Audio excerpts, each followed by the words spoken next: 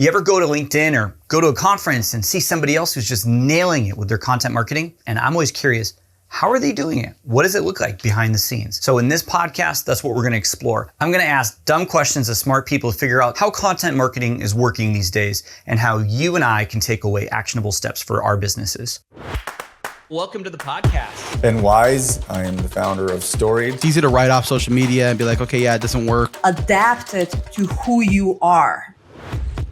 Sarah, welcome to the show. Thanks, Justin. Thanks for having me. Absolutely. Well, I was really impressed with our conversation. So candidly, I'll tell you this, and I'll let our viewers know this and listeners know this, that when we talked, we had a networking call a few weeks back, and I was just really impressed at the way you asked questions.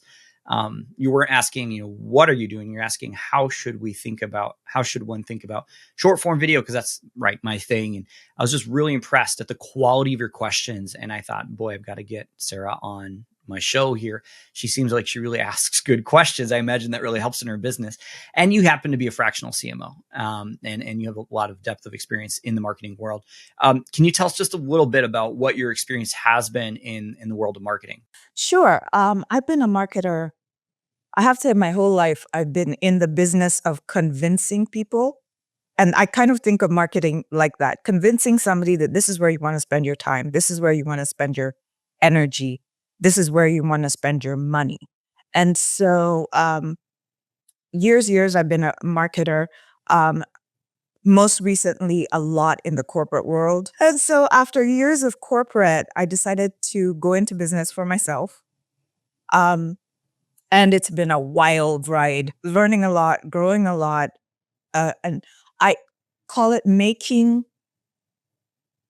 global corporate marketing accessible to founders and small businesses, because on their own, they wouldn't be able to afford me.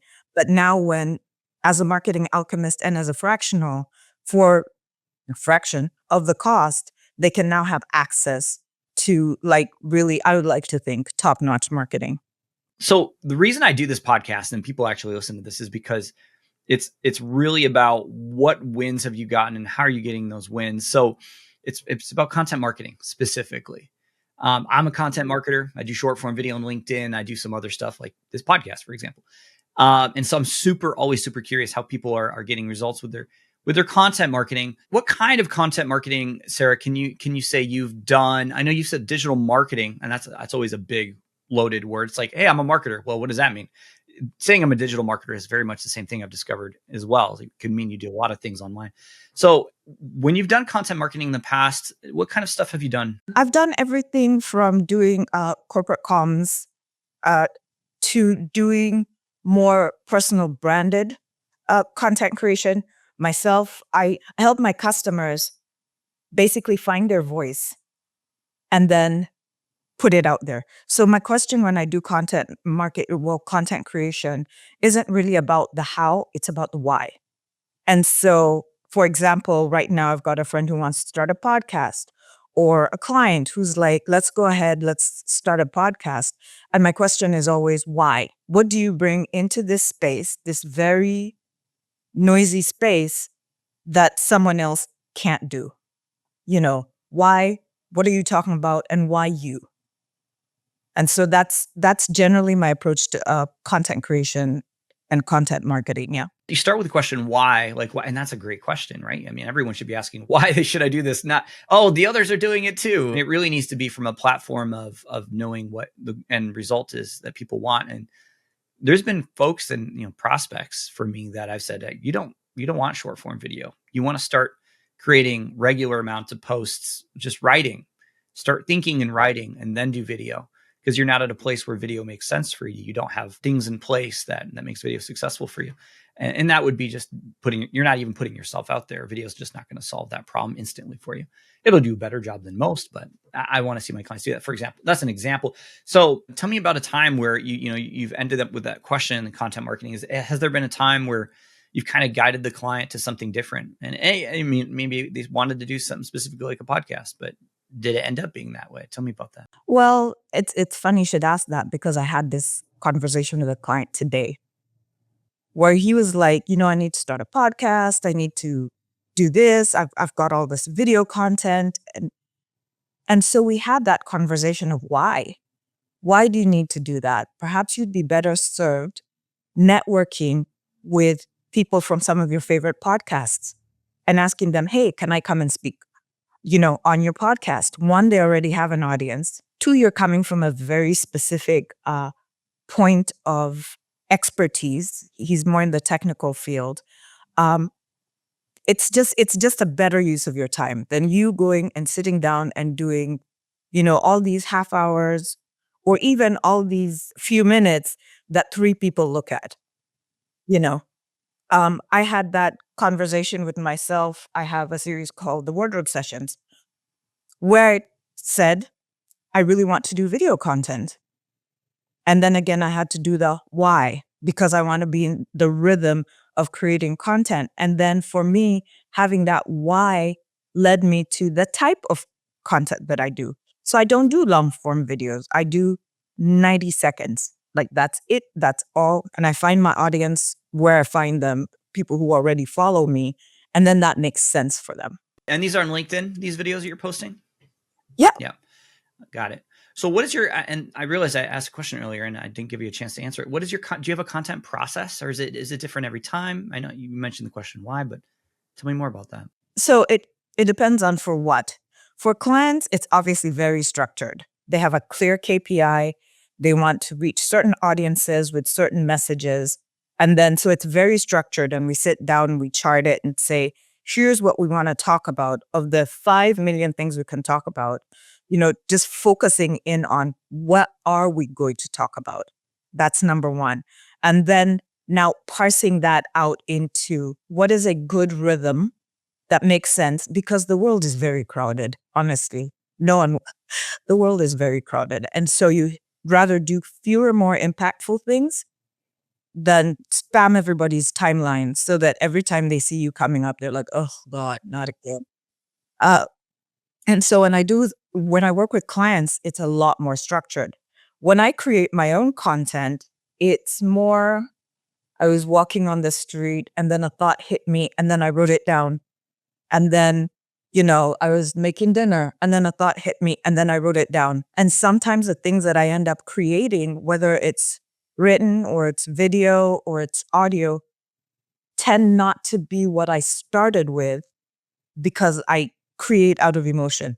So what is the emotion that is really moving me at that time? And what's the message that I really want to get out in that time? So I literally, if you'd see my notes, have like titles. And some of them will never see the light of day. But so for myself, I'm more of an emotional creator. Whereas for my clients, especially my corporate clients, it's very structured. Yeah. Now I'm very fascinated by that dichotomy you just described because I'm very familiar with it. The emotional creator versus the structured creator. I want to talk about the emotional real quick. When you just logistically speaking, and I've heard other people on LinkedIn talk about this too. Like, hey, I don't have a content calendar. I go as the wind, as the spirit guides me, so to speak. I create content as the spirit guides me. So is that you? Do you create when you want, or what does that look like logistically in your calendar? Do you have structured time to create? I do. So my agreement with myself is that I will do one wardrobe session a week and I will record on Monday. And then I'll put it out like Tuesday-ish because Monday, everybody's trying to catch up from the weekend, right? So I'll put it out Tuesday. That's the only structure I put around it. The rest of it, where I create it, how I do it, what I'm thinking of, I kind of just go with the flow where that is, as the spirit moves me. But I have to have that structured, quote unquote, deadline that I give myself that says, you will do this, you'll do it once a week. Because back in the days when blogs were big, I'm sure they're still big, but back in the days when blogs were big, I used to blog a lot. And I found that if I did not maintain a rhythm, then I fell off and I looked up and it's been 6 weeks since I posted anything. So just having that clear deliverable. Yeah, it's a very typical challenge so many busy entrepreneurs deal with, solopreneurs and leaders. And I've been on those blogs where you're like, oh, this person hasn't posted in 6 months. And before that, it was 2 years. And before that, it was, yeah. And I don't pay attention to those types of blogs. It's just like, it's not, if they're not consistent, why? If they're not interested in it, why should I be? So So that's your own model, and that can work for solopreneurs. Obviously, a very different structured environment for clients. Can you tell me about a time you created a content plan for a client, and just unpack that for me? What was the goal? What did you do? What was the result? That this is your chance to kind of give us a mini case study of what worked for you. There's the human work where we sit down and we say, what are the goals? Why do you want to do this? Because that'll guide the sort of content you're going to do. Who do you want to talk to? So that we make sure that the language is right and it makes sense.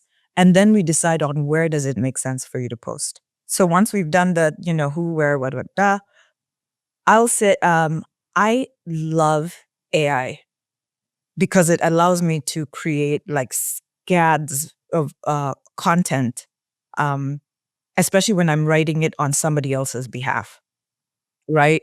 And so I'll keep like 2 or 3 different AI tools open, and then I'll feed it prompts that help me generate ideas. But at the end of the day, the best content has to be human written. Does that make Yeah. sense? Oh, yeah. So AI gives me the prompts so that I can, just churn out ideas at scale. And then I have to sit back down and write and rewrite. And then I will give it to my client to sit down and say, this is what I hear in your voice. You write it now in your voice. And so then they'll go in and they'll tweak and say, yeah, this sounds like me. No, I would never say this, and so on and so forth. And then we go ahead and we post it.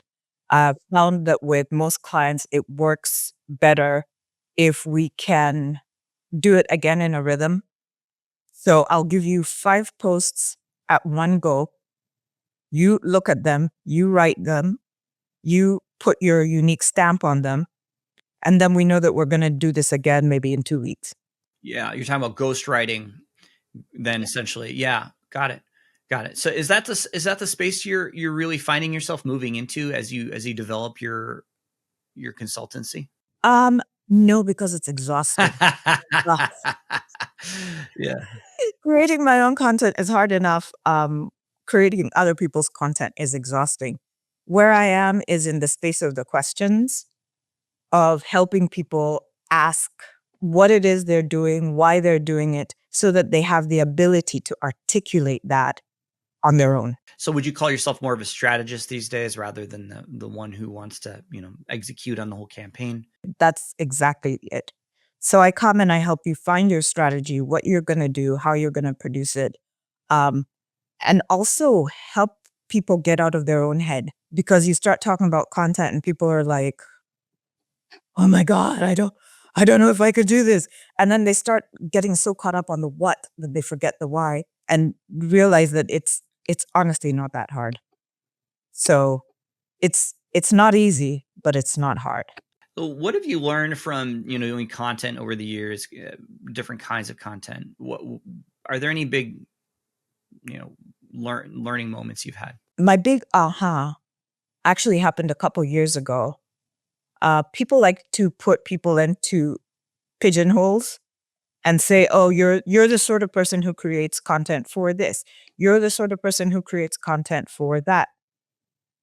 But my big aha is we create content for humans, and humans who have human motivations. They have the same motivations, whether they're choosing to buy a cup of Starbucks or to put gas in their car. Like there's a process that they're going through to satisfy what drives them to move in terms of emotion.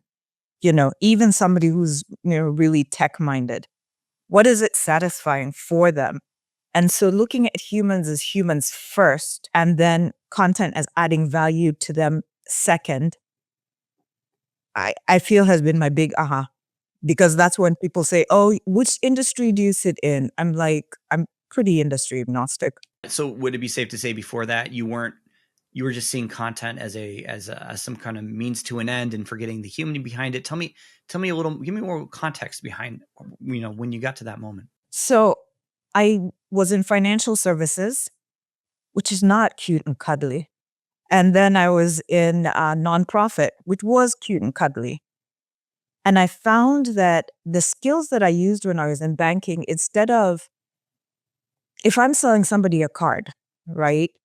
And I'm creating an experience around that card, then I really have to tap into what is the human insight that's driving somebody that they will use this card as opposed to that card. And you find it in nonprofit as well. That same sort of mindset where it's like, what is a human insight that I'm tapping into that will make so and so donate for food as opposed to donating for water, as opposed to donating for sneakers, you know?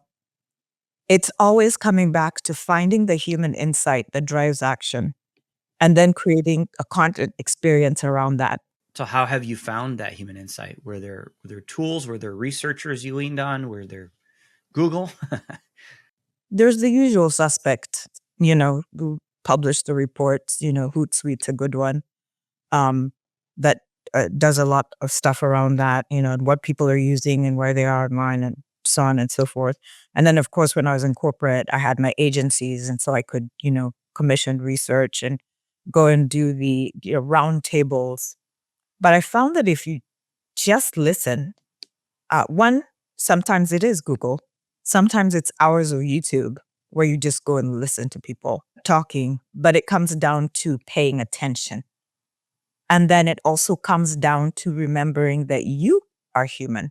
Not necessarily that everything is for you, but that you are also driven by certain levers and like there's certain things that drive you to act. So do you bring that humanity into the content creation space? Or do you imagine that, the studies that say like there's a color that's supposed to make you hungry. There's a color like it's not that automatic. Although it does help to learn from those, tried and true cues. Yeah, I've always said that. I wish I took my one and only psychology class in college the last semester of my last year. And I realized with, chagrin that, man, if I had known it was this fun to learn about how humans work, I would have probably minored or double majored in this sucker because I realized it informed everything else I did because I was a graphic design major at the time. And I just realized there was so much power in just understanding how humans work. And still from then, I have a deep thirst for understanding how people work. And I spent thousands of consulting for people that are like, I'll help you understand how, the words to use that'll make your clients buy. And it's been good. It was worth it. And it's all been part of a journey. But yeah, there's, to your point, if you spend more time listening, I mean, the content that can come out of that is so much more better than if you just kind of throw stuff and hopefully it sticks against the wall like, spaghetti. And I found also listening to the people who you want to talk to. So for example, let's say somebody who creates content on LinkedIn and then they just post. Whereas you do yourself more spending some time just reading the timeline of the people who you want to reach, and understanding where their heart is or understanding what's important to them or the language that they need, the language that they're speaking, that's a great source of insight. Scrolling through somebody's posts on LinkedIn, someone that's an ICP is a good way to understand what's going to resonate with them. Well, Sarah, thanks for being here. Where can people learn more about you? LinkedIn.com/in/Sarah Oyungu. And then you can find out more about me at themarketingalchemist.com, spelled MRKTING alchemist.com. Very good. Well, again, thank you. No, thank you.